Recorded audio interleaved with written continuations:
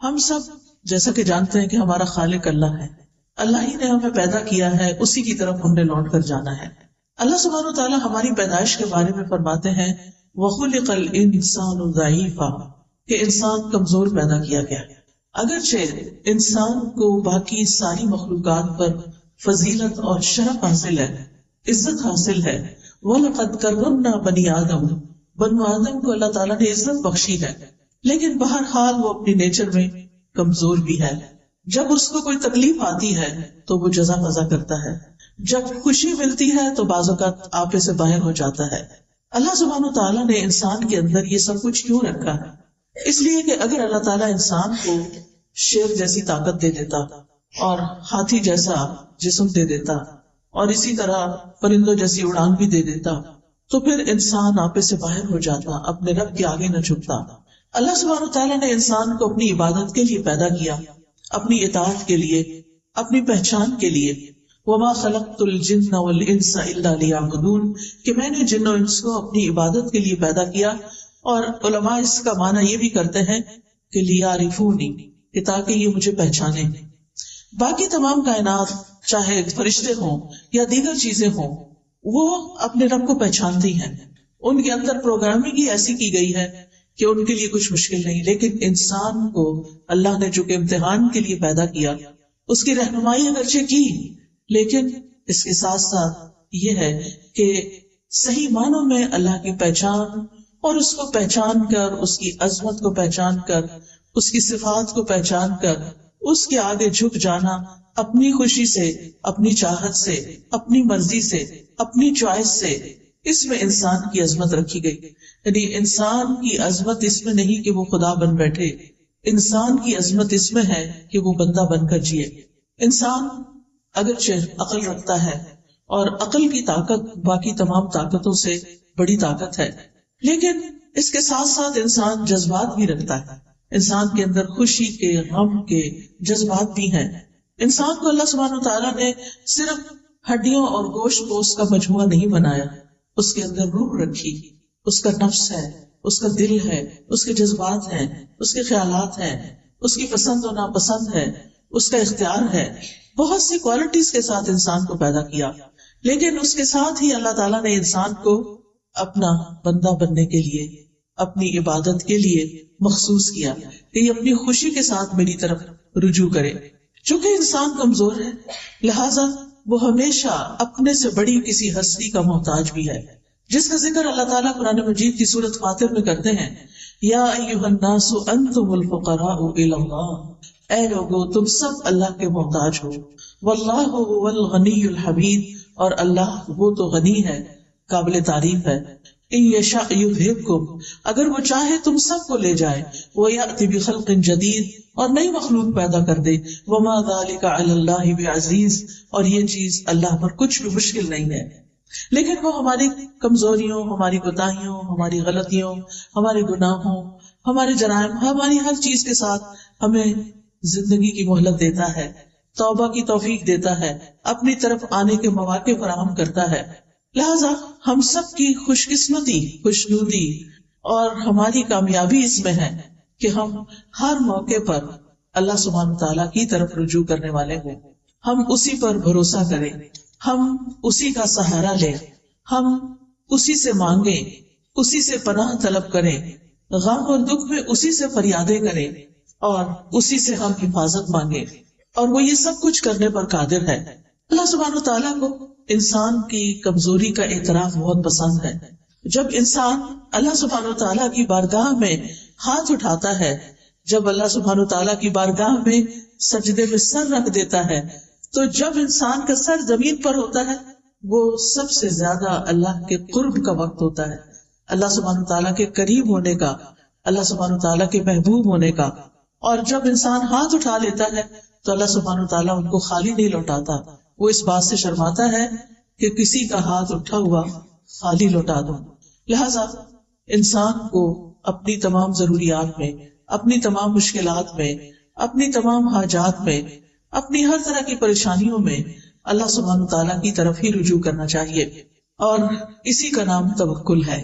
جب انسان اپنی ضروریات میں اللہ کا سہارا لیتا ہے تو اللہ سبحانہ تعالیٰ کا سہارا لینا توکل کہلاتا ہے، اور اسی کی ہم سب کو ضرورت ہے کہ جب ہمیں کچھ مشکل ہو تو ہم کہیں حسبنا اللہ و نعم الوکیل، ہمیں اللہ کافی ہے اور وہی بہترین کارساز ہے، وہی سارے کام بنانے والا ہے۔ اور جتنا جتنا ہمیں اللہ تعالیٰ کی ذات پر زیادہ یقین ہوگا اور جتنا ہم اللہ سبحانہ تعالیٰ کو زیادہ پہچانتے ہوں اتنا ہی اس کی طرف رجوع بھی زیادہ ہوگا۔ اس کی طاقت میں ہے، اس کے اختیار میں ہے، اس کی قدرت میں ہے کہ وہ ہم سے ہر اس پریشانی، ہر اس خطرے کو دور کر دے جس سے ہم ڈرتے ہیں، اور پھر اسی کے آگے ہاتھ پھیلائیں، اور وہ انسان کے لیے کافی ہے۔ جب ہم کہتے ہیں حسبنا، ہمیں کافی ہے، یعنی اللہ کی مدد کافی ہے، اور اگر اللہ ہمارے ساتھ ہے، اللہ ہماری مدد کرنے والا ہے، تو پھر ہم تنہا نہیں ہیں۔ قرآن مجید میں اللہ تعالیٰ فرماتے ہیں وَلِلَّهِ مُلْكُ السَّمَاوَاتِ وَالْأَرْضِ وَاللَّهُ عَلَى كُلِّ شَيْءٍ قَدِيرٌ، آسمانوں اور زمین کا مالک اللہ ہی ہے اور وہ ہر چیز پر پوری قدرت رکھتا ہے۔ آپ سوچیں کہ زمین کی ہر چیز اس کی ملکیت ہے، اصل میں اس کے کنٹرول میں ہے، ہمیں تو اس نے وقتی طور پر اختیار دے رکھا ہے کہ ہم انہیں اپنی مرضی کے مطابق استعمال کریں، ورنہ اصل کنٹرول تو رب ہی کے ہاتھ میں ہے۔ اور اسی طرح وہ ہر چیز کو، نہ صرف یہ کہ زمین کی، آسمان کو بھی اون کرتا ہے، اس کا کنٹرول بھی اللہ تعالیٰ کے ہاتھ میں ہے۔ لہٰذا جب کسی بندے کی اسے ضرورت پوری کرنی ہوتی ہے تو اسے کسی کا مشورہ نہیں چاہیے، کسی کی سفارش نہیں چاہیے۔ وہ سفارش جو بندوں کو اختیار دیا سفارش کرنے کا، انبیاء کو دیا ہے، اپنے اولیاء کو دیا ہے، وہ اس لیے دیا کہ وہ ان کو آنر بخشا ہے، ورنہ وہ تنہا سب کچھ کر سکتا ہے، وہ اکیلے سب کچھ کرنے پر پوری طرح قادر ہے۔ وہ صرف کن کہتا ہے اور بڑے بڑے کام ہو جاتے ہیں۔ تبارک الذی بیدہ الملک وہو علی کل شیء قدیر، بہت برکت والا ہے وہ کہ تمام بادشاہی صرف اور صرف اس کے ہاتھ میں ہے اور وہ ہر چیز پر پوری قدرت رکھتا ہے۔ رب المشرق والمغرب لا الہ الا ہو فاتخذہ وکیلا، وہ مشرق اور مغرب کا رب ہے، اس کے سوا کوئی معبود نہیں، لہٰذا اسی کو اپنا کارساز بنائیے۔ معاملات کی تدبیر کرنے میں بھی وہ یکتا ہے، اسے کسی کے مشورے کی ضرورت نہیں۔ ہر طرح کے خزانوں کا مالک وہ ہے، زمین کے خزانوں کا مالک بھی وہی ہے، آسمان کے خزانوں کا مالک بھی وہی ہے، اور ان خزانوں میں کوئی اس کا شریک بھی نہیں۔ ابو ذر غفاری رضی اللہ عنہ سے روایت ہے کہ نبی صلی اللہ علیہ وسلم اپنے رب تبارک و تعالی سے روایت کرتے ہیں کہ بے شک وہ فرماتا ہے اے میرے بندو تم سب گمراہ ہو سوائے اس کے جسے میں ہدایت دوں، پس تم مجھ سے ہدایت مانگو میں تمہیں ہدایت دوں گا۔ اے میرے بندو تم سب بھوکے ہو سوائے اس کے کہ جسے میں کھلاؤں، پس تم مجھ سے کھانا مانگو میں تمہیں کھلاؤں گا۔ اے میرے بندو تم سب دن رات گناہ کرتے ہو اور میں سارے گناہوں کو بخشتا ہوں، تو تم مجھ سے بخشش مانگو میں تمہیں بخش دوں گا۔ اے میرے بندو اگر تمہارے اولین و آخرین اور جن و انس ایک صاف چٹیل میدان میں کھڑے ہو کر مجھ سے مانگنے لگے اور میں ہر ایک کو جو وہ مجھ سے مانگے عطا کر دوں، تو پھر بھی میرے خزانوں میں کمی نہیں ہوگی مگر جتنی سمندر میں سوئی ڈال کر نکالنے سے کمی آتی ہے۔ یعنی اللہ سبحانہ تعالیٰ کے پاس ایسے خزانے موجود ہیں کہ اگر پوری دنیا کے تمام لوگ ایک میدان میں کھڑے ہو جائیں اور وہ اپنی ساری ضروریات مانگے اور اللہ تعالیٰ سب کو عطا کر دے تو بھی اس کے خزانے میں اتنی کمی نہیں ہوتی جتنی سمندر میں سوئی ڈال کر باہر نکالنے سے پانی میں کمی ہوتی۔ اللہ سبحانہ تعالیٰ کے پاس اتنا کچھ ہے، اور پھر یہ کہ کنٹرول بھی اسی کا، نگہبانی بھی اسی کی، وہی خیر پہنچانے پہ قادر ہے اور تکلیف پہنچانے پہ بھی قادر ہے۔ سورۃ الانعام میں آتا ہے وَإِن يَمْسَسْكَ اللَّهُ بِضُرٍّ فَلَا كَاشِفَ لَهُ إِلَّا هُوَ وَإِن يَمْسَسْكَ بِخَيْرٍ فَهُوَ عَلَى كُلِّ شَيْءٍ قَدِيرٌ، اور اگر اللہ تجھے کوئی تکلیف پہنچائے تو اس کے سوا کوئی دور کرنے والا بھی نہیں، اور اگر وہ تجھے کوئی بھلائی پہنچائے تو وہ ہر چیز پر پوری طرح قادر ہے، یعنی وہ ایسا کر سکتا ہے، ہر طرح کے نفع اور نقصان کا مالک ہے۔ نبی صلی اللہ علیہ وسلم نے فرمایا جان رکھو اگر ساری امت مل کر بھی تمہیں نفع پہنچانا چاہے تو وہ تمہیں نفع نہیں پہنچا سکتی سوائے اس کے جو اللہ نے تمہارے لیے لکھ دیا، اور اگر ساری دنیا کے لوگ مل کر تمہیں کوئی نقصان دینا چاہیں تمہیں کوئی نقصان نہیں دے سکتا سوائے اس کے جو اللہ نے تمہارے لیے لکھ دیا، جو تمہارے مقدر میں ہے تمہارے امتحان کے لیے تمہاری آزمائش کے لیے وہ تو پہنچے گی تکلیف، لیکن ادروائز انسان تمہارے خلاف کتنی بھی سازشیں کرے وہ کامیاب نہیں ہو سکتے سوائے اس کے کہ اللہ کا اذن ہو کہ کسی بندے کو اس نے کیسے آزمانا ہے. کیونکہ کائنات کی ہر چیز پر حکم اسی کا چلتا ہے، تمام معاملات اسی کی طرف لوٹ کر جاتے ہیں. کلمہ کن کا صرف وہ اکیلا مالک ہے، اس کی طاقت اور قدرت کے بغیر کچھ بھی ممکن نہیں. اسی لیے ہم کہتے ہیں لا حول ولا قوت الا باللہ. نہ کسی دکھ کو، غم کو، پریشانی کو دور کرنے کی طاقت کسی میں ہے، اور نہ ہی کوئی نیکی کرنے کی اور خیر حاصل کرنے کی قوت کسی میں ہے سوائے اس کے کہ جو اللہ کرے. اور اللہ کے سوا کوئی اور کسی چیز کا حقیقی مالک نہیں. آج ہمارے پاس جو کچھ ہے، کوئی سونا چاندی ہے، کوئی روپیہ پیسہ ہے، اولاد ہے، گھر ہے، جو بھی چیزیں ضروریات زندگی کی اللہ نے ہمیں دے رکھی ہیں، یہ بس وقتی طور پر ہے، بس چند دن کے لیے ہیں. جو ہی ہماری آنکھ بند ہوگی سب کچھ یہیں چھوڑ کے جانا ہے. اور جب دنیا کا آخری انسان بھی ختم ہو جائے گا تو پھر صرف اللہ ہی کی ذات باقی ہوگی. وَلِلَّهِ مِيرَاثُ السَّمَاوَاتِ وَالْأَرْضِ. آسمانوں اور زمین کی ساری میراث، ساری وراثت تو صرف اللہ ہی کی ہے. سب نے چھوڑ کر جانا ہے، ساتھ کسی نے کچھ نہیں لے کے جانا. اصل حقیقی مالک تو وہی ہے، لہذا اس کے سوا سارے سہارے کمزور ہیں. بعض اوقات ہم انسانوں کو اپنا سہارا سمجھتے ہیں. ایک عورت یہ سمجھتی ہے کہ اس کا شوہر اس کے لیے سب کچھ ہے، بڑی ہو جاتی ہے، شوہر چھوڑ کے جاتا ہے تو وہ سمجھتی ہے اولاد ہی سب کچھ ہے. لیکن آپ نے دیکھا ہوگا کہ بعض لوگوں کے ایسے یہ سہارے ہیں ہی نہیں، شادی ہی نہیں ہوئی، یا ہوئی تو شوہر ساتھ چھوڑ کے چلا گیا، یا دنیا میں بھی ہے تو ساتھ چھوڑ کے چلا گیا ہے، بچے ہیں تو وہ اپنی اپنی دنیا میں مشغول ہے. تو پھر باقی کون ہے ہمارے لیے؟ ہمارا رب ہی تو ہے. اور اگر ہمارا اس کے ساتھ تعلق درست ہو جاتا ہے، ہمارے دل میں رب کی محبت ہر چیز سے زیادہ ہو جاتی، تو پھر کبھی ہمیں تنہائی کا احساس بھی نہیں ہوگا.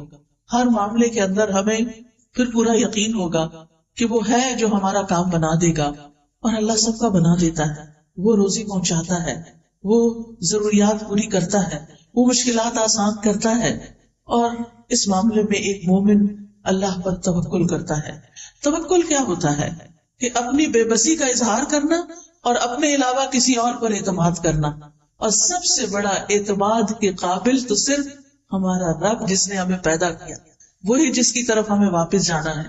یعنی دنیا اور آخرت کے جتنے بھی فائدے ہیں یا جتنے بھی نقصانات ہیں، ان سب کے معاملے میں صرف اور صرف اللہ رب العزت کی ذات پر بھروسہ کرنا، اور یہ ایمان رکھنا کہ اللہ کے سوا کوئی نہیں دے سکتا، نہ کوئی روک سکتا ہے، نہ کوئی نقصان دے سکتا ہے، اور نہ کوئی فائدہ پہنچا سکتا ہے.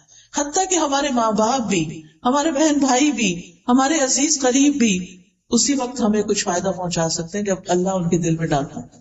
اصل قوت اللہ ہی کی ہوتی. آپ نے کبھی تجربہ کیا ہوگا کہ کچھ وقت ایسا ہوتا ہے کہ ہمارے پیارے ہمارے بڑے قریب ہوتے ہیں، اور کبھی کبھی وہی نگاہیں پھیر لیتے ہیں.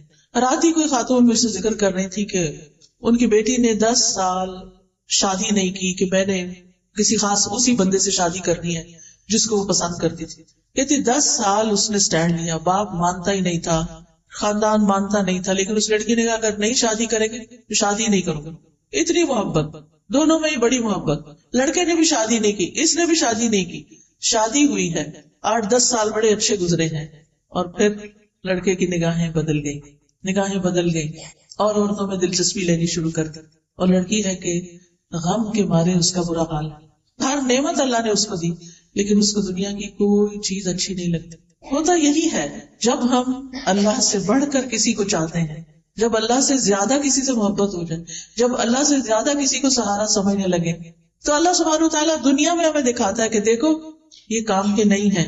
اللہ تعالیٰ کو غیرت آتی ہے اس بات پر کہ بندہ اللہ سے بڑھ کر کسی اور سے محبت کرے، لہذا وہ بندہ ہی انسان کو توڑ دیتا ہے، وہ بندہ ہی انسان کو چھوڑ دیتا ہے، اور پھر باقی کون ہوتا ہے؟ صرف اللہ ہی ہوتا ہے. لہذا ہم سب کا فائدہ اسی میں ہے. چاہے ساری دنیا ہم سے محبت کرنے والی ہو، لیکن ہم پھر بھی صرف اللہ کی طرف رجوع کرنے والے. محبت کرنے والوں سے محبت ضرور کریں، لیکن اللہ سے بڑھ کر نہیں، جس نے ہمیں سب کچھ دیا. ہمارا سب کچھ اسی کے لیے ہونا چاہیے جس نے ہمیں یہ سب کچھ عطا کیا ہے. ہمارا یہ جسم، ہماری یہ سننے دیکھنے کی قوت، ہماری یہ بولنے کی قوت، ہمارا کھانا پینا، رزق روزی، سب کچھ تو اس کی طرف سے آیا ہے. لہٰذا ہمیں رجوع بھی اسی کی طرف کرنا چاہیے. اپنا سب کچھ اسی کے نام کرنا چاہیے. حیاتی کلہ للہ، اپنی ساری زندگی اسی کے لیے وقف کرنی چاہیے، اسی کو راضی کرنے کے لیے، اسی کو خوش کرنے کے لیے. لہٰذا یہ یقین رکھنا بے حد ضروری ہے کہ اللہ ہی ہمارے لیے کافی ہے. ابن الجوزی توکل کی تعریف کرتے ہوئے کہتے ہیں توکل یہ ہے کہ انسان اللہ پر بھروسہ کرتے ہوئے اللہ کی اچھی تدبیر کی بنا پر اپنا معاملہ اللہ کے سپرد کر دے. یعنی زندگی میں جب بھی کوئی اہم معاملہ پیش آئے، کوئی غم ہو، کوئی دکھ ہو، کوئی پریشانی ہو، کوئی مسئلہ اٹک جائے، تو پھر کیا کرے؟ کوشش ضرور کرے لیکن بھروسہ صرف اللہ پہ کرے اور اللہ سبحانہ وتعالیٰ سے دعا کرے کہ اللہ تو سب کچھ کر سکتا ہے، تیرے لیے تو کچھ بھی مشکل نہیں. ہم انسان ہیں، ہم فقیر ہیں، ہم کمزور ہیں، تو کمزور نہیں. تو رب العرش العظیم ہے، تو عظیم عرش کا رب ہے، تو آسمانوں کا مالک ہے، تو زمین کا مالک ہے، تو چاند ستاروں کا مالک ہے، تو ہر چیز کا مالک ہے. تیرے لیے تو یہ کام کچھ بھی نہیں، تیرے لیے تو اس مشکل کو آسان کرنا کچھ بھی نہیں. اس لیے میں تجھی سے فریاد کرتی ہوں، تیری ہی طرف رجوع کرتی ہوں، تیرے ہی آگے جھکتی ہوں اور تجھی سے سوال کرتی ہوں. تو مانگنے سے خوش ہوتا ہے، تیرے بندوں سے مانگے تو وہ ناراض ہوتے ہیں. جب تجھ سے سوال کرتے ہیں تو پسند کرتا ہے اپنی طرف لوٹ کر آنا، لیکن جب بندوں سے کچھ مانگتے ہیں تو بندے ناراض ہوتے ہیں. ابن رجب حنبلی کہتے ہیں توکل یہ ہے کہ دنیا اور آخرت کے تمام امور میں فائدوں کو حاصل کرنے اور تکلیفوں کو دور کرنے میں اللہ عز و جل پر دل سے سچا اعتماد. یعنی جب کوئی مشکل پیش آئے تو انسان گھبرائے نہیں، فوراً رب کی طرف دل میں رجوع کرے اور کہے میرا رب کر دے گا. ان ذالک علی اللہ یسیر، میرے رب کے لیے یہ کام بہت آسان ہے، اس کے لیے مشکل نہیں ہے. اسی طرح عبداللہ بن داؤد کہتے ہیں کہ توکل یہ ہے کہ انسان اللہ سے اچھا گمان رکھے، ہمیشہ پازیٹو رہے، مایوسی کی طرف نہ جائے، کیونکہ مایوسی کفر ہے. مایوسی انسان کو خودکشی تک لے جاتی ہے. مایوس انسان زندگی کو انجوائے نہیں کر سکتا. لہذا ہمیشہ امید سے رہے، اللہ تعالیٰ کی طرف رجوع کرتے ہوئے ہمیشہ یہ سوچے کہ یہ مشکل آسان ہو جائے گی، ہو جائے گا. اللہ ہے نا. عام طور پہ لوگ کہتے میں ہوں نا، لیکن بہت دفعہ میرے ہوتے ہوئے بھی کچھ نہیں ہوتا. لیکن جس کی زندگی میں رب ہوتا ہے اس کے لیے کچھ بھی مشکل نہیں رہتا.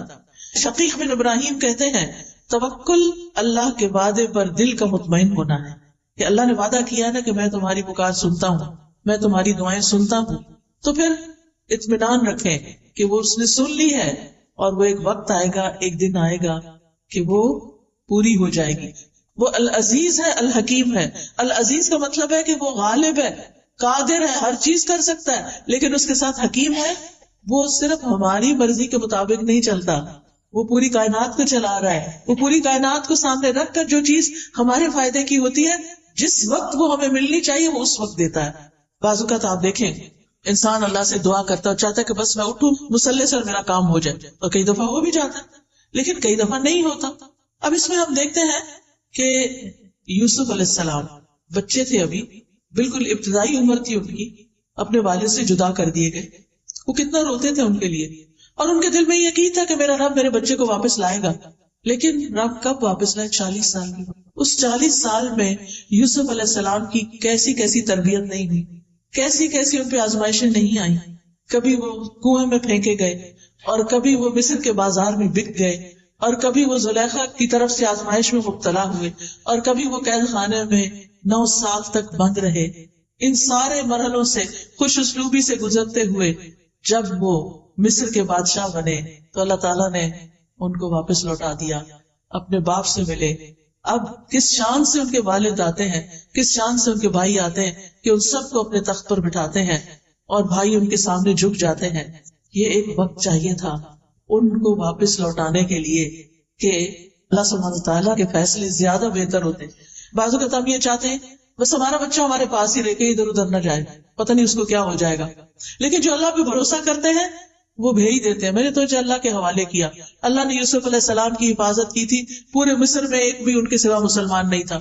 اللہ حفاظت کرے گا. موسیٰ علیہ السلام کی والدہ نے کیا کیا تھا؟ دودھ پیتے بچے کو باسکٹ میں ڈال کے سمندر کے حوالے کر دیا. کوئی آسان نہیں تھا، لیکن توکل نہ ہوتا تو ایسا نہ کر سکتی. ہر شخص کی زندگی میں ایسے مرحلے آتے ہیں کہ جب اس کو اپنا بچہ، اپنی پیاری چیز، اپنی قیمتی چیز اپنے پاس سے نکال کے اللہ کے حوالے کرنا پڑتی. ایسے میں بڑے بڑے ڈیسیژن جو رسک پر مبنی ہوتے ہیں انسان صرف اس وقت لے سکتا ہے جب اللہ پہ توکل کرتا ہے. ابراہیم علیہ السلام کو آپ دیکھیے کہ کس طرح ان کے لیے آگ کا الاؤ تیار کیا گیا. آگ کا الاؤ تیار کیا گیا اور جبریل علیہ السلام آتے ہیں کہ میری ہیلپ چاہیے, کہتے ہیں حسبی اللہ و نعم الوکیل, میرے لیے اللہ کافی ہے اور وہ بہترین کارساز ہے. اور کس طرح اللہ تعالیٰ نے آگ کو گل و گلزار بنا دیا. وَقُلْنَا يَا نَارُ كُونِي بَرْدًا وَسَلَامًا عَلَىٰ إِبْرَاهِيمَ, ہم نے کہا اے آگ ابراہیم کے لیے ٹھنڈی ہو جا اور سلامتی والی ہو جا. اور کس طرح اس آگ میں جا کر بھی وہ صحیح سلامت نکل آئے. یہ ان کا اللہ کی ذات پر مکمل بھروسہ تھا. انسان کسی ایسی بیماری میں مبتلا ہو جائے کہ جس سے شفا کی امید نہ ہو, پھر بھی امید نہ چھوڑے, کیونکہ شفا تو اللہ کے ہاتھ میں نا, وہ سب کچھ کر سکتا ہے. اور کئی بار ایسے ہوتا ہے کہ قومے میں جانے کے بعد کئی دن تک, مہینوں تک بے ہوش رہنے کے بعد لوگ ہوش میں آتے ہیں اور سال ہر سال کو جیتے بھی ہیں. سبحان اللہ, یہ اللہ کے کام ہے. یہ معجزات اللہ تعالیٰ ہمیں دکھاتا ہے کہ اللہ تعالیٰ کے لیے کچھ بھی مشکل نہیں. زکریا علیہ السلام نے کس طرح ساری زندگی امید نہیں چھوڑی اور اللہ تعالیٰ سے مانگتے رہے, اور کس بڑھاپے میں کہ ان کے سارے بال سفید ہو چکے تھے, ان کی بیوی بھی بانجھ تھی, کیسے اللہ نے ان کو یحییٰ علیہ السلام جیسی اولاد عطا کی. کیا دکھایا, اللہ سب کچھ کر سکتا ہے. اللہ بوڑھی عورت کو بھی اولاد دے سکتا ہے. اللہ تعالیٰ کے لیے کچھ بھی مشکل نہیں, رب کے لیے کچھ بھی مشکل نہیں. لہٰذا جب کبھی مشکل میں آئے, جب کبھی تکلیف ہو, تو اللہ کی طرف رجوع کریں. اللہ تعالیٰ کی کفایت جو ہے وہ عام بھی ہے اور خاص بھی ہے. عام کفایت یہ ہے کہ عام لوگوں کو زندگی کے معاملات میں, دین دنیا کے معاملات میں جو پریشانیاں ہوتی ہیں ان میں اللہ تعالیٰ ان کے لیے کافی ہو جاتا ہے, ان کو فائدہ بھی پہنچاتا ہے اور ان سے نقصان بھی دور کرتا ہے. لیکن خاص کفایت ایسی ہے کہ جس میں اللہ تعالیٰ اپنے متقی اور متوکل بندوں کی ایسی کفایت کرتا ہے جس سے اللہ تعالیٰ ان کے مشکل ترین معاملات کو بھی آسان کر دیتا ہے. جیسے نبی صلی اللہ علیہ وسلم کے لیے اللہ تعالیٰ نے فرمایا یا ایھا النبی حسبک اللہ ومن اتبعک من المؤمنین, اے نبی آپ کے لیے اور ان مومنوں کے لیے جو آپ کے حکم پہ چلتے ہیں اللہ ہی کافی. وہ اس دور کے مومنوں کے لیے بھی ہے, وہ آج کے مومنوں کے لیے بھی ہے, اور یہ خاص کفایت ہے. یعنی آپ کو بھی اللہ کافی ہے, اور جو آپ کو فالو کرے, آپ کے پیروکار ہوں, جو اللہ کی عبادت کرے, جتنا وہ اللہ کے بارے میں اچھا گمان رکھتے ہیں اسی گمان کے مطابق اللہ تعالیٰ ان کی مدد کرتا ہے. وہ آتا ہے نا حدیث میں کہ میں بندے کے ساتھ اس کے گمان کے مطابق معاملہ کرتا ہوں. تو اگر ہمارا گمان یہ ہو کہ اللہ تعالیٰ سب کچھ کر سکتا ہے, اللہ تعالیٰ کے لیے کچھ بھی مشکل نہیں, اور اس کے ساتھ ساتھ ہم اس سے امید بھی رکھتے ہیں, دعائیں بھی کرتے ہیں, اس کی عبادت بھی کرتے ہیں, اس کے آگے جھکتے بھی ہیں, اس پہ توکل کرتے ہیں, اس سے تقویٰ کرتے ہیں, تو الیس اللہ بکاف عبدہ, کیا اللہ اپنے بندے کے لیے کافی نہیں؟ بالکل کافی ہے, اور وہ سب کچھ کر سکتا ہے. تو یاد رکھیے زندگی کے معاملات میں, زندگی کی مشکلات میں اللہ پر بھروسہ رکھنا, اللہ پر توکل کرنا ہم سب پر واجب ہے. یہ ایمان کا تقاضا ہے, یہ دل کی عبادت ہے. توکل دل کی عبادت ہے کہ میرا دل اطمینان میں ہو, مشکل سے مشکل وقت میں اطمینان میں ہو, میرا رب ہے وہ کرے گا. اور توکل سے بڑا کوئی مقام نہیں ہے. یعنی توکل ایمان کا خلاصہ ہے. اللہ تعالیٰ نے نبی صلی اللہ علیہ وسلم کو حکم دیا فتوکل علی اللہ انک علی الحق المبین, آپ اللہ پہ بھروسہ کیجئے, آپ یقیناً واضح حق پر ہیں. تو خاص طور پر جب انسان اپنے معاملات میں کھڑا ہو, سچا ہو, واضح ہو, اس وقت اس کو ساری دنیا کی مخالفت کا بھی سامنا ہو تو بالکل ریلیکسڈ ہو اور اللہ کو اپنی مدد کے لیے کافی سمجھے کہ میں نے کسی کو دھوکہ نہیں دیا, میں نے کسی کے ساتھ ظلم نہیں کیا, میں نے کسی کا برا نہیں چاہا, اللہ تعالیٰ میرا برا نہیں کرے گا, وہ میرے ساتھ اچھا ہی کرے گا. اللہ تعالیٰ کے ساتھ پھر انسان حسن ظن رکھے. اللہ تعالیٰ فرماتے ہیں وَتَوَكَّلْ عَلَى الْحَيِّ الَّذِي لَا يَمُوتُ وَسَبِّحْ بِحَمْدِهِ, اور زندہ پر بھروسہ کیجئے جو کبھی نہیں مرے گا, اور اس کی حمد کے ساتھ اس کی تسبیح کیجئے. اور پھر وَعَلَى اللَّهِ فَلْيَتَوَكَّلِ الْمُتَوَكِّلُونَ, بھروسہ کرنے والوں کو اللہ ہی پر بھروسہ کرنا چاہیے, کیونکہ وَكَفَى بِرَبِّكَ وَكِيلًا, تیرے رب کا کارساز ہونا بالکل کافی ہے, اور وہ بندے کو ہر وقت بھی کافی ہے, دن ہو یا رات ہو, صبح ہو یا شام ہو, اچھے حالات ہو یا تکلیف دہ حالات ہو, صحت ہو یا بیماری ہو, ہر حال میں وہ کافی ہے. وَكَفَى بِرَبِّكَ هَادِيًا وَنَصِيرًا. انسان کو کسی معاملے میں رہنمائی چاہیے. بعض ڈیسیژن مشکل ہوتے ہیں, کبھی انسان کسی سے مشورہ کرتا ہے, کسی سے کرتا ہے, کرنے چاہیے مشورے, لیکن اس کے بعد اپنے رب پہ بھروسہ کر کے, توکل کر کے فیصلہ کر لینا چاہیے. کیونکہ اگر توکل کی کمی ہو تو انسان کے اندر کمزوری ہوتی ہے اور وہ زندگی میں آگے نہیں بڑھ سکتا, خود بھی پریشان رہتا ہے اور دوسروں کو بھی پریشان رکھتا ہے. اور یاد رکھیے یہ توکل ایمان کی علامت ہے. وَعَلَى اللَّهِ فَلْيَتَوَكَّلِ الْمُؤْمِنُونَ. توکل بڑھتا کیسے ہے؟ جب انسان اللہ تعالیٰ کو پکارتا ہے, اس سے دعا کرتا ہے, اس کا ذکر کیا جاتا ہے تو اس ذکر کو توجہ سے سنتا ہے, اس کی یاد پر اس کا دل کام اٹھتا ہے, وہ قرآن کی آیات پڑھتا اور سنتا ہے. لہذا ہر حال میں اللہ سبحانہ تعالیٰ پر بھروسہ. ہم انبیاء کی زندگی کو دیکھتے ہیں. ہود علیہ السلام نے اللہ پر توکل کیا. سورۃ ہود میں آتا ہے انی توکلت علی اللہ ربی و ربکم. میں نے اپنے رب پر بھروسہ کیا جو میرا بھی رب ہے اور تمہارا بھی رب ہے. نوح علیہ السلام نے اللہ پر توکل کیا. وہ کہتے ہیں کہ فعلی اللہ توکلت, میں نے اللہ پہ بھروسہ کیا ہے. تم جو میری کوئی بات نہیں مانتے اور میری نصیحت کو تم اپنے لیے بڑا بوجھل سمجھتے ہو اور میری مخالفت کرتے ہو, تو میں اس معاملے میں صرف اللہ پہ بھروسہ کر کے اپنا کام جاری رکھے ہوئے ہوں. ابراہیم علیہ السلام نے تو آپ نے ابھی سنا کہ کس طرح ان کو آگ میں ڈالا گیا تو اللہ ہی پر بھروسہ کیا. موسیٰ علیہ السلام نے بھی اللہ پہ بھروسہ کیا. جب بنی اسرائیل کو لے کر چلے تو سامنے سمندر تھا, پیچھے فوجیں تھی. بنی اسرائیل گھبرا اٹھے تو انہوں نے کیا کہا, کلا ان معی ربی سیہدین. ہرگز نہیں, میرے ساتھ تو میرا رب ہے, وہ ضرور میری مدد کرے گا. نبی صلی اللہ علیہ وسلم نے غار ثور میں اللہ ہی پر بھروسہ کیا. جب حضرت ابوبکر گھبرا اٹھے کہ دشمن بالکل سامنے آ چکا ہے, اب ہم کیسے بچیں گے, تو آپ نے فرمایا کہ لا تحزن ان اللہ معنا, غم نہ کرو, اللہ ہمارے ساتھ ہے, ہم اللہ کے راستے میں نکلے ہیں, تو کیا وہ ہماری مدد نہیں کرے گا.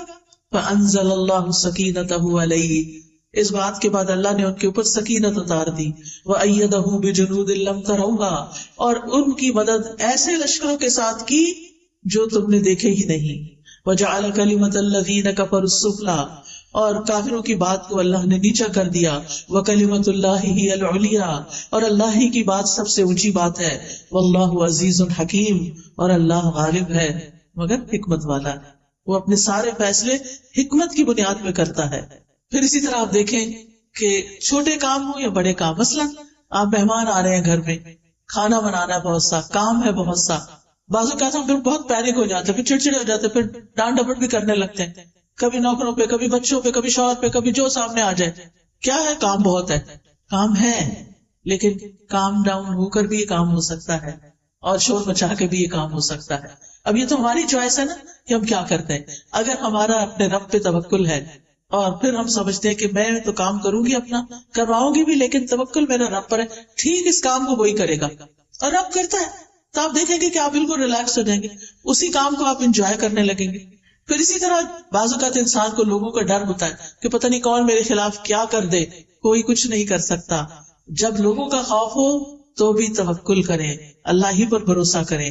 اگر لوگ منہ موڑ جائیں, بعض اوقات لوگ کہتے ہیں ہم آپ کے لیے یہ کر دیں گے, وہ کر دیں گے, اور پھر جب اینڈ ٹائم آتا ہے کام کا وہ کہیں غائب ہو جاتے ہیں. ایسے میں بھی صرف اللہ پر بھروسہ کریں. پھر اگر کوئی چیز آپ کو غم زدہ کرتی ہے, کوئی چیز آپ کو ہرٹ کرتی ہے, کوئی دکھ دیتی ہے, تو آپ کہیں کہ میں نے اپنا معاملہ اللہ کے سپرد کیا, میرا بھروسہ اللہ پہ ہے, اللہ مجھے کافی ہے. یہ لوگ مجھے تکلیف دے رہے ہیں, ستا رہے, ان کے مقابلے میں اللہ مجھے کافی ہے. پھر اسی طرح جان کا بھی خوف ہو تب بھی اللہ کو کافی سمجھے. جب کوئی نقصان دینے کا ارادہ کرے, کوئی دھمکی دے, بعض اوقات انسان کو ایسے لوگوں سے واسطہ پیش آ جاتا ہے کہ جو آپ کی خواہ مخواہ میں جان کے دشمن بن جاتے ہیں. ایسے میں بھی اللہ پر بھروسہ کریں, اللہ کو کافی سمجھیں. اور یہ آیت تو اتنی خوبصورت ہے. جب کووڈ شروع ہوا تھا اور سب لوگ بہت زیادہ خوف زدہ ہو گئے تھے, تو میں نے اس آیت پر ایک لیکچر دیا تھا, قُلْ لَن يُصِيبَنَا إِلَّا مَا كَتَبَ اللَّهُ لَنَا هُوَ مَوْلَانَا وَعَلَى اللَّهِ فَلْيَتَوَكَّلِ الْمُؤْمِنُونَ. ان سے کہو ہمیں اگر کوئی مصیبت آئے گی تو صرف وہی آئے گی جو اللہ نے ہمارے مقدر میں لکھی ہے, ورنہ کوئی مصیبت نہیں آنے والی. ضروری نہیں کہ کووڈ ساری دنیا میں پھیلا ہوا ہے تو ہمیں بھی ہٹ کرے, نہیں, اگر اللہ نہیں چاہے گا تو بچ جائیں گے. اگر موت لکھی ہے تو بچ نہیں سکتے, وہ تو کسی وقت بھی آنی. وہ کووڈ نہ بھی آتا تو جو جانے کا وقت ہے اس میں تو جانا ہی پڑے گا. وہی ہمارا سرپرست ہے, اور مومنوں کو اللہ ہی پر بھروسہ کرنا چاہیے. اسی طرح جب زیادہ دشمنوں کا خوف ہو اور لوگ آپ کے خلاف چالیں چل رہے ہوں. بعض اوقات ایسا ہوتا ہے نا کہ آفیسز میں آپ کے ہسبینڈ بہت ایماندار ہیں, اللہ پہ بھروسہ کرنے والے ہیں, کام بہت اچھا کرتے ہیں, لیکن کچھ لوگ بڑوں کے کان بھر کے ان کو نقصان دینے کی کوشش کرتے ہیں. اس وقت انسان بہت پریشان ہوتا ہے کہ اب کیا کروں. اس وقت بھی اپنی فریاد اللہ سے کرے اور اللہ پہ بھروسہ کرے. اللہ تعالیٰ کسی محسن کا اجر ضائع نہیں کرتا. اگر اللہ نے وہاں ترقی دینی ہوئی تو وہ بھی دے گا, اور اگر نہیں دینی, کسی اور جگہ پہ لے جانا ہے, شاید اسی میں ہمارے لیے خیر ہو. اللہ سبحانہ وتعالیٰ بندے کو جس حال میں رکھتا ہے بندے کے لیے اسی میں خیر ہوتی ہے, اور یہی تقدیر پر ایمان لانا ہوتا ہے. کچھ چیزیں ہماری مرضی کے خلاف ہوتی ہیں لیکن ہمیں وہ ایکسپٹ کرنی پڑتی, وہ کڑوی ہوتی ہیں لیکن وہ نگلنی پڑتی ہے کیونکہ انہیں میں شفا ہوتی ہے. تو اس لیے کبھی بھی اللہ تعالیٰ سے ناراض نہیں ہونا چاہیے, اور جب مدد چاہیے تو اللہ ہی سے مدد مانگے. جب کوئی اذیت دے تو اللہ کو کافی سمجھے. اگر لوگ الزام لگائیں تو بھی اللہ کو کافی سمجھیں. نبی صلی اللہ علیہ وسلم نے فرمایا, ایک کہانی ہے یہ, ایک بچہ اپنی ماں کا دودھ پی رہا تھا تو ایک آدمی ایک عمدہ سواری پر بہترین لباس پہنے ہوئے وہاں سے گزرا. تو اس بچے کی ماں نے کہا, اے اللہ میرے بیٹے کو اس جیسا بنا دے. بہت اچھا لگا تو کہا, ہر ماں کی خواہش ہوتی ہے کہ میرا بچہ بھی کامیاب انسان کی طرح ہو.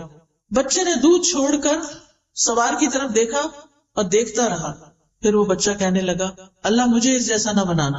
پھر وہ ایک لونڈی کے پاس سے گزرے, یعنی ماں بیٹا, جسے لوگ مارتے ہوئے کہہ رہے تھے کہ تو نے زنا کیا ہے, تو نے چوری کی ہے. وہ جواب میں کہتی, حسبی اللہ و نعم الوکیل, یعنی میں نے نہیں کی, اب میرا کوئی مددگار نہیں, میرے لیے اللہ کافی ہے اور تو بہترین کارساز ہے. اس بچے کی ماں نے کہا, اے اللہ تو میرے بیٹے کو اس عورت کی طرح نہ بنانا.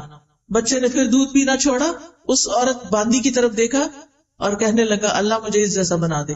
بچے نے کہا, بے شک وہ پہلا آدمی جابر تھا, ظالم تھا, تو میں نے کہا اللہ مجھے اس جیسا نہ بنانا. اور یہ عورت جسے یہ لوگ کہہ رہے تھے کہ تو نے زنا کیا, نہ اس نے زنا کیا تھا نہ چوری کی, تو میں نے اس لیے کہا کہ اللہ مجھے اس جیسا بنا دے. کہانی کا مطلب کیا ہے کہ اگر کوئی آپ پر الزام لگائے تو اللہ تعالیٰ دودھ پیتے بچے کو بھی آپ کے حق میں کھڑا کر سکتا ہے, اور آپ کی صفائی اس کے ذریعے بھی پیش ہو سکتی ہے. اللہ کافی ہے نا. وہ اللہ کو پکار رہی تھی, کوئی آگے نہیں بڑھا اس کی مدد کے لیے.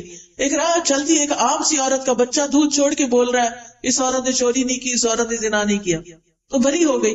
کیونکہ اگر کوئی بڑا کہتا نا, کوئی اس کی بات نہ مانتا, تو بچے تو بولتے نہیں. تو اللہ نے ایک بچے کو بلوا کے اس کا دفاع فرمایا. پھر اسی طرح آپ دیکھیں کہ بعض اوقات زندگی میں ہمیں کچھ ایسے فیصلے کرنے پڑتے ہیں جو ہمیں پسند نہیں ہوتے, ہمارے لیے بڑے مشکل ہوتے ہیں. مثال کے طور پر بعض اوقات خاندان کے اندر لڑائیاں ہو جاتی ہیں, آپس میں رشتے دار کٹ جاتے ہیں, پھر کوئی بیچ میں پڑتا ہے اور وہ آ کے کہتا ہے صلح کر لو. ہم کہتے نہیں, اگر ہم نے صلح کی تو پھر ہمیں وہی مشکل دیکھنی پڑے گی. ایسے موقع پر بھی اللہ پر بھروسہ کریں, لوگوں کو معاف کر دیں, اللہ پہ توکل کریں. کوئی کچھ نقصان نہیں دے سکتا جب تک اللہ نہ چاہے. اگر کسی چیز سے بدشگونی ہو, بدشگونی کا کیا ہے, جیسے لوگ کہتے کالی بلی گزر گئی, یا یہ پرندہ اڑ کے الٹی طرف چلا گیا ہے, یعنی مختلف چیزوں سے شگون لیتے ہیں. تو بدشگونی منع ہے ہمارے دین میں کہ چیزوں سے شگون نہ لیں. لیکن اگر کبھی ایسی کوئی چیز دل میں شیطان ڈال دے تو پھر اپنے کام کو جاری رکھیں اور اللہ پہ بھروسہ رکھیں. یعنی کچھ لوگ ہوتے ہیں وہ کام چھوڑ دیتے ہیں. کئی دفعہ ایسے ہوتا ہے نا کہ ہم شام کی فلائٹ پہ جانے والے ہوتے ہیں, صبح کی فلائٹ کا کریش ہو جاتا ہے. کبھی کبھی ایسے خبریں سننے کو ملتی, ہم کیا کہتے ہیں, ہم نے نہیں جانا. نہیں, کام جاری رہی. اس کو بدشگونی نہ لے کہ وہ صبح ہوا تو آج کے دن شام بھی ہوگا, کیونکہ اس طرح انسان اگر شگون لینے لگے تو زندگی کے کام رک جاتے ہیں. نفع نقصان اللہ کے ہاتھ میں ہے. وہ جو چلے گئے ان کی شہادت لکھی گئی, اللہ ان کو آخرت میں اچھا دے گا اس تکلیف کے بدلے. لیکن ہمیں ایسی چیزوں سے بدشگونی نہیں لینی. اسی طرح ہمارے معاشرے میں افسوس کے ساتھ کہنا پڑتا ہے, اگر کسی عورت کی طلاق ہو گئی ہے یا کوئی عورت بیوہ ہو گئی تو اس کو اپنی شادی پر نہیں آنے دیتے, یا مہندی پہ نہیں آنے دیتے, یا جو بھی کوئی اور پروگرام ہوتے ہیں, کہتے ہیں کہ نہیں یہ سہاگن نہیں ہے. آپ دیکھیے, کیا آپ نے کسی کی زندگی کا ٹھیکہ لے رکھا ہے؟ اس کا شوہر فوت ہو گیا ہے اور وہ اب تنہا ہے, اکیلی ہے, اداس ہے, اسے اب یہ حق بھی نہیں کہ ہم اس کو کسی خوشی میں شریک کریں. یہ سوچتے ہیں کہ اس کے قدم آئے تو کوئی مصیبت آ جائے گی. نہیں, ایسا نہیں ہوتا.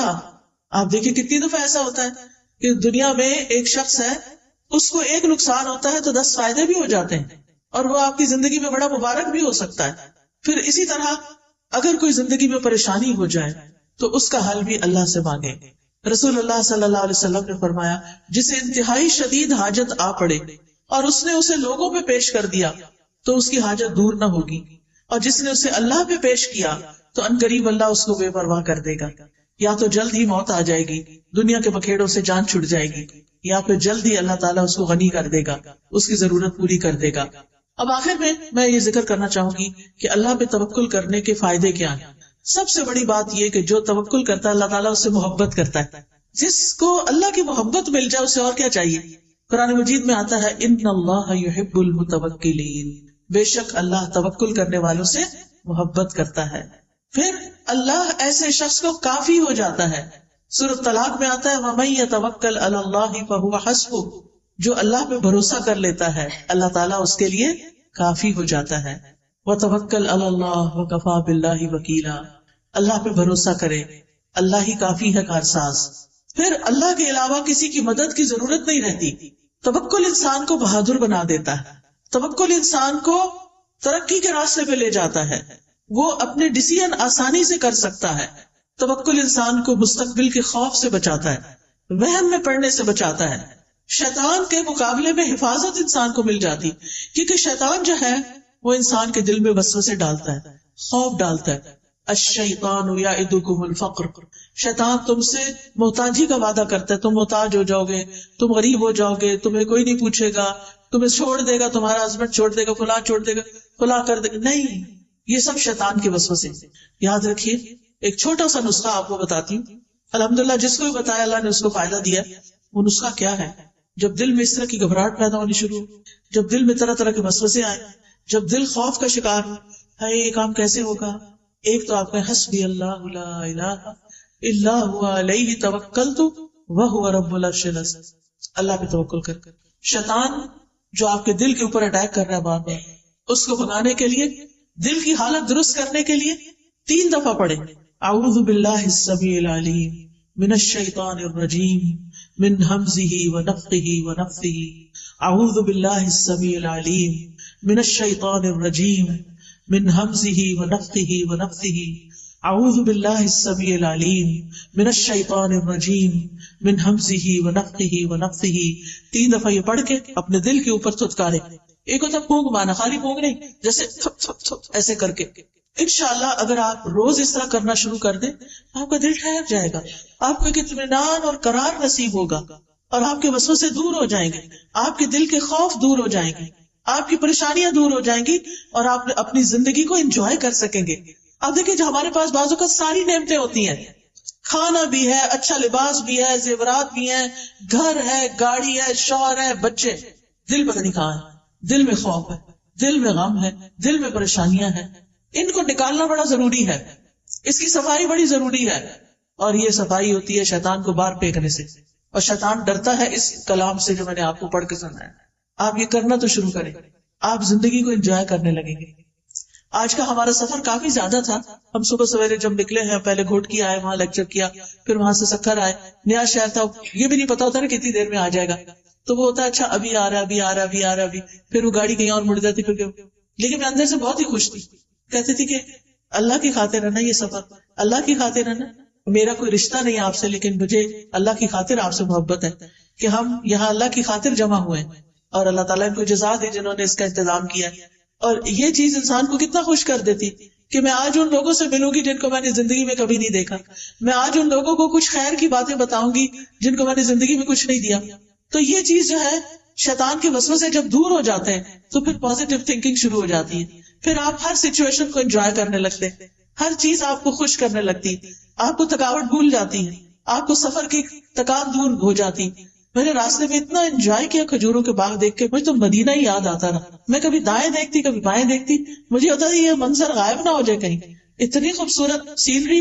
مجھے پہلی دفعہ اس راستے سے سکھر آنے کے لیے پنجاب سے سندھ میں آنے کا اتفاق ہوا ہے، لیکن اتنا خوبصورت لگا ہے. سندھ کی پتہ نہیں کیسی پکچر لوگ پیش کرتے ہیں کہ پتہ نہیں وہاں کیا حالات ہیں، حالانکہ الحمدللہ اللہ نے اتنی نعمتیں دی ہیں، اتنا خوبصورت علاقہ ہے، اتنی یہ گرینری ہے. دریائے سندھ دیکھنے کو ملا، پیچھے میں نے دیکھے سارے دریا سوکھے ہوئے تھے، نہریں سوکھی ہوئی تھی، پہلی دفعہ پانی دیکھنے کو ملا. اللہ کی کس کس نعمت پر شکر ادا کرے انسان. تو خوش ہونے کے لیے بہت سی چیزیں رکھی اللہ نے، بے پناہ مناظر رکھے، آسمان دیکھیں، زمین دیکھیں، درخت دیکھیں، پھل دیکھیں، ریڑیاں بھری بڑی ہیں فریش فروٹ سے. آتے ہوئے ہم نے کہا کہ یہیں سے فروٹ لے جاتے، پتہ نہیں سکھا ہے، پتہ نہیں ملے گا کہ نہیں، لوگوں نے ڈرایا ہوا ہوتا ہے نا، لیکن میں نے کہا کہ یہاں تو اس سے بھی اچھا پڑا ہے، اتنی اچھی اچھی چیزیں. تو بات یہ ہے کہ ہمیں نا جب شیطان ڈراتا ہے تو ہم نعمتوں کو دیکھنا ہی بھول جاتے ہیں. نعمت سامنے رکھی ہوتی ہے، ہمارا دھیان پتہ نہیں کہاں ہوتا ہے، ہم اس پریشانی میں ہی کھوئے ہوئے ہوتے ہیں. تو اس شیطان مردود سے پناہ مانگے، اللہ کی پناہ لیں اور ان وسوسوں کو دل سے نکالیں. لائف کو انجوائے کریں، لائٹ فیل کیا کریں، ہر سچویشن سے فائدہ اٹھایا کریں. اگر کوئی تکلیف ہو گئی ہے تو صبر کر کے اجر کمائیں، اور اگر کوئی نعمت نظر آ رہی ہے تو شکر کر کے اجر کمائیں. اور مومن کے لیے ہر وقت اجر کمانے کے مواقع ہیں، ہر وقت، اللہ یہ کہ وہ اپنے آپ کو خود ہی اذیت میں مبتلا رکھے اور صرف پریشانی کی بات سوچتا رہے. اللہ سبحانہ وتعالیٰ میں بچے دیتا، اگر ایک بچہ نہ ہماری بات مانے تو 5 بچوں کی فرما برداری ہمیں سمجھ ہی نہیں آتی. اگر 5 سیٹلڈ ہیں، اپنے گھروں والے ہیں، لیکن چھٹا جو ہے نا پڑھ نہیں رہا تو بس سارا وقت اسی کی کڑن کڑن کڑن. نہیں، اس سے باہر نکلے، اس کا ایک وقت ہے، یہ بھی ٹھیک ہو جائے گا. دعائیں زیادہ کریں اس گھٹنے اور جلنے کی بجائے. اور یہ کہ بچے بات نہیں مان، دیکھیں ہم اپنا بچپن یاد کریں، ہم بڑے فرما بردار تھے، ہم نے بھی تو ماں باپ کو ستایا ہوگا نا.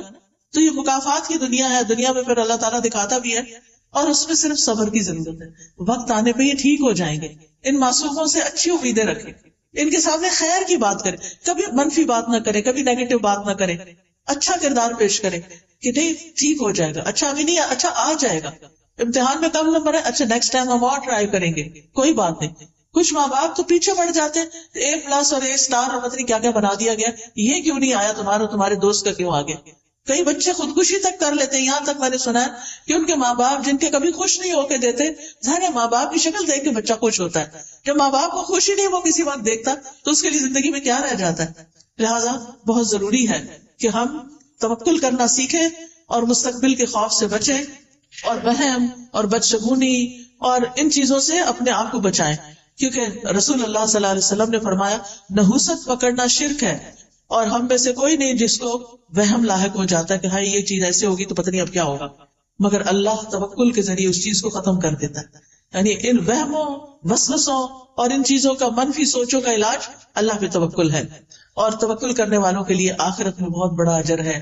سورۃ النحل میں اللہ تعالیٰ فرماتے ہیں وَلَأَجْرُ الْآخِرَةِ أَكْبَرُ لَوْ كَانُوا يَعْلَمُونَ الَّذِينَ صَبَرُوا وَعَلَىٰ رَبِّهِمْ يَتَوَكَّلُونَ. اور آخرت کا اجر تو بہت بڑا ہے، کاش وہ لوگ جانتے ہوتے. یعنی جن لوگوں نے صبر کیا اور اپنے پروردگار پہ بھروسہ کرتے ہیں ان کے لیے بہت بڑا اجر ہے، ان کے لیے جنت ہے.